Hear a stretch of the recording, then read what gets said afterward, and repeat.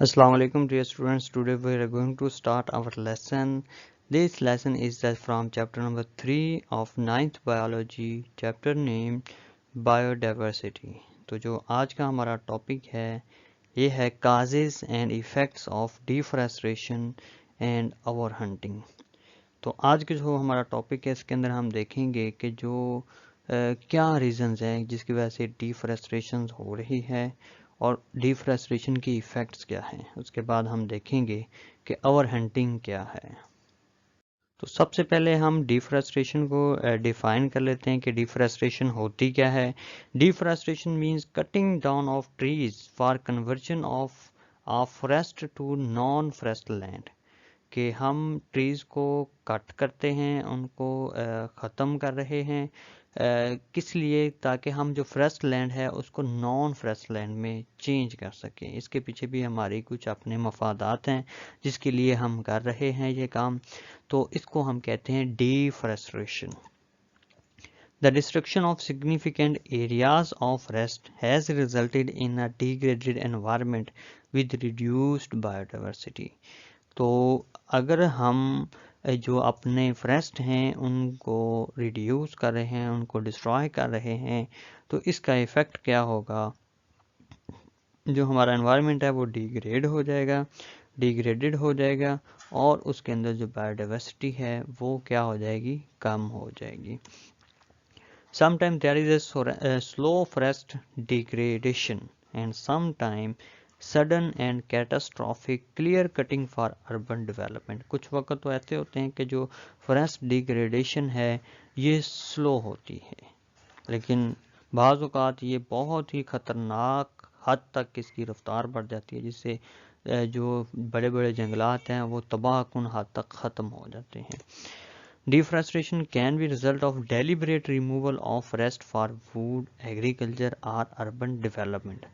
तो ये बात कि हम डिफॉरेस्टेशन करते क्यों हैं, इसलिए करते हैं कि हम जानबूझ के फॉरेस्ट को काटते हैं। डेलिब्रेट मीन जानबूझ के, जो हमें पता होता है।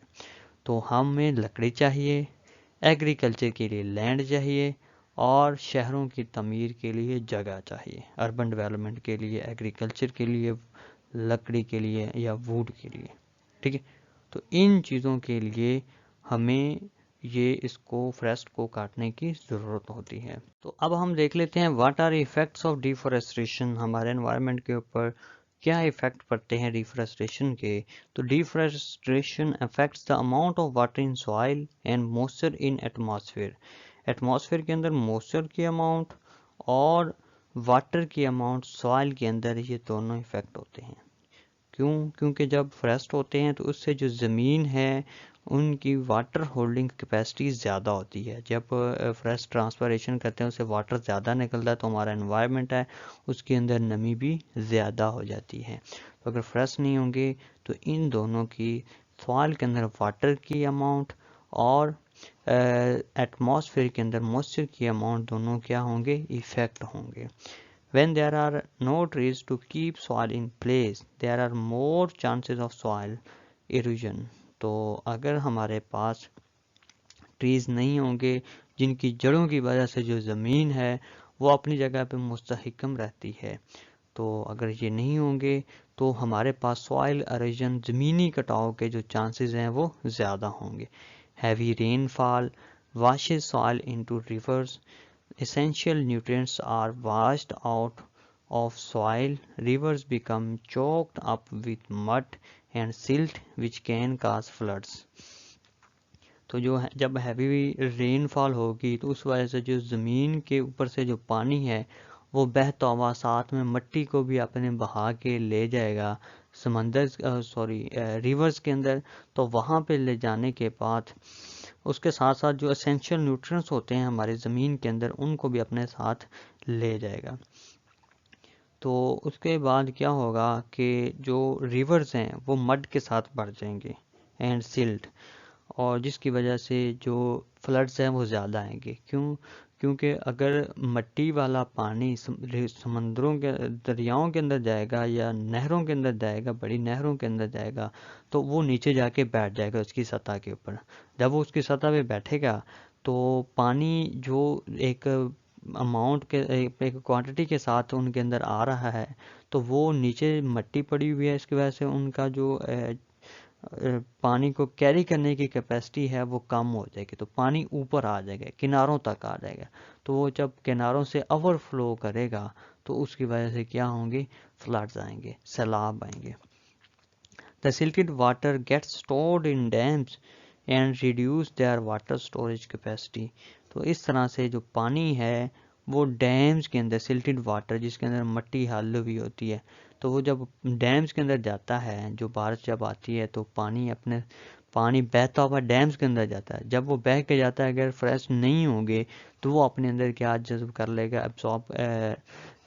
एब्जॉर्ब कर लेगा, मिट्टी को अपने अंदर हल कर लेगा, डिज़ोल्व कर लेगा, जिसका रिज़ल्ट ये होगा कि वाटर स्टोरेज कैपेसिटी है जो डैम्स की वो रिड्यूस हो जाएगी। उसके बाद हमारा जो नेक्स्ट इफ़ेक्ट है वो है कि डिक्रीज ट्रांसपायरेशन। अगर फ्रेश नहीं होंगे तो ट्रांसपायरेशन नहीं होगी, जिसकी वजह से क्लाउड फॉर्मेशन नहीं होगी, विच lesson the cloud formation. This ultimately reduce the sources of rain, जिससे ज़्यादा बारिशें भी नहीं आएंगी। तो अब हमारे पास इम्पोर्टेंस क्या है फॉरेस्ट की हमारे लिए, तो फॉरेस्ट सपोर्ट कंसिडरेबल बायोडाइवर्सिटी, इसको ज़्यादा से ज़्यादा सपोर्ट करते हैं, बायोडाइवर्सिटी ज़्यादा होती है फॉरेस्ट के अंदर। The utilization of forest products including timber and fuel wood have played a key role in human societies. जो हमारे पास फॉरेस्ट प्रोडक्ट हैं, हम ये भी एक रीज़न है कि जो फॉरेस्ट के प्रोडक्ट्स हैं उनका हमारी सोसाइटी के अंदर मेजर रोल है, वो हमारी सोसाइटीज़ के हमें उनकी ज़रूरत है, तो इसलिए भी हम बाज़ औक़ात डिफॉरेस्टेशन करते हैं, जंगलात को काट देते हैं। टिम्बर है हमारे बिल्डिंग मटेरियल के तौर पे इस्तेमाल होता है, फर्नीचर बनाने के लिए इस्तेमाल होता है, या जलाने के लिए लकड़ी है, फ्यूल वुड, तो इनका हमारे सोसाइटीज़ के अंदर मेजर रोल है, इसलिए भी हम डिफॉरेस्टेशन करते हैं। Today developed countries continue to utilize timber for building houses and wood pulp for making paper. तो इससे हम घरों को तामीर करते हैं और वुड पल्प बनाते हैं। वुड पल्प कहते हैं वो वाला मटेरियल होता है, जब पेपर बनाने से पहले जो एक पल्प बनाया जाता है ना, तो उसको हम कहते हैं वुड पल्प। तो the forest product industry is the large part of economy in developing countries. तो डेवलप्ड कंट्रीज़ हैं और डेवलपिंग कंट्रीज़ हैं, उनके अंदर जो फॉरेस्ट प्रोडक्ट इंडस्ट्री है वो उनकी इकोनॉमी का एक लार्जेस्ट पार्ट है। The short-term economic gains made by conversion of forest to the agriculture often leads to the loss of long-term income. तो अब हम देखते हैं कि हमारे पास जो फॉरेस्ट हैं उनकी क्या इम्पोर्टेंस है हमारे लिए। तो यही टॉपिक हम पीछे से देख रहे थे, तो उसी को हम आगे से कंटिन्यू करते हैं कि जो फॉरेस्ट हैं ये कार्बन डाइऑक्साइड को एक्सट्रैक्ट करते हैं, और उसके साथ जो पोल्यूटेंट्स हैं एनवायरनमेंट के अंदर उनको भी एक्सट्रैक्ट करते हैं। तो इस तरह से हमारा जो बायोस्फीयर है उसकी स्टेबिलिटी की तरफ कंट्रीब्यूट करते हैं। Forest are also valued for their aesthetic beauty and tourist attraction. तो इससे जो टूरिस्ट हैं वो ज़्यादा से ज़्यादा अट्रैक्ट होते हैं, तो इसलिए भी जो फॉरेस्ट हैं ये बहुत ही इम्पोर्टेंस के हामिल हैं। The important aspects of the forest are also harmed due to deforestation in Pakistan too. Deforestation is great threat to biodiversity. तो जैसे ही फॉरेस्ट ख़त्म हो रहे हैं वैसे वैसे ही बायोडाइवर्सिटी है वो ख़त्म हो रही है। In the province Khyber Pakhtunkhwa the closed canopy forests are shrinking at approximately 1% per year. तो जो सूबा खैबर पख्तूनख्वा है उसके अंदर जो क्लोज्ड कैनोपी फॉरेस्ट हैं वो तकरीबन 1% सालाना के लिहाज से क्या हो रहे हैं, कम हो रहे हैं। तो अब हमारा जो नेक्स्ट सब टॉपिक छोटा टॉपिक है से नेक्स्ट उसको हम देख लेते हैं कि ओवर हंटिंग बच्चे कहते हैं कि ज़रूरत से ज़्यादा शिकार को, तो उसकी वजह से जो हमारी पॉपुलेशन है, हमारी बायोडाइवर्सिटी है वो कम हो जाती है, और पॉपुलेशन साइज भी किसी भी कम्युनिटी के अंदर वो भी कम हो जाता है।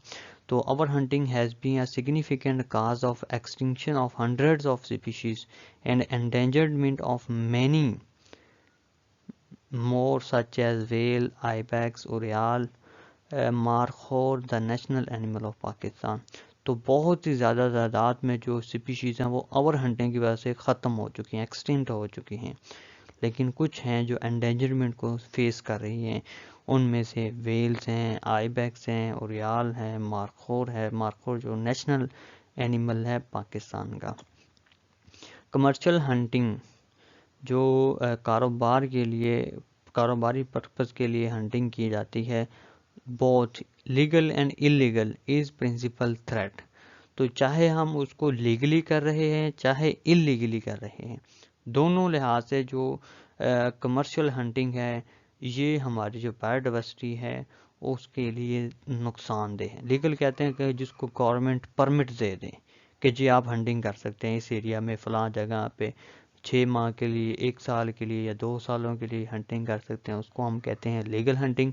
लेकिन वो अगर परमिट नहीं है उसके बाद फिर भी वो हंटिंग करता है तो उसको हम कहते हैं इलीगल हंटिंग। तो ये हमारा आज का लेसन। गुड लक, मिलते हैं नेक्स्ट लेसन तक, तब तक के लिए अल्लाह हाफिज़, अस्सलाम वालेकुम।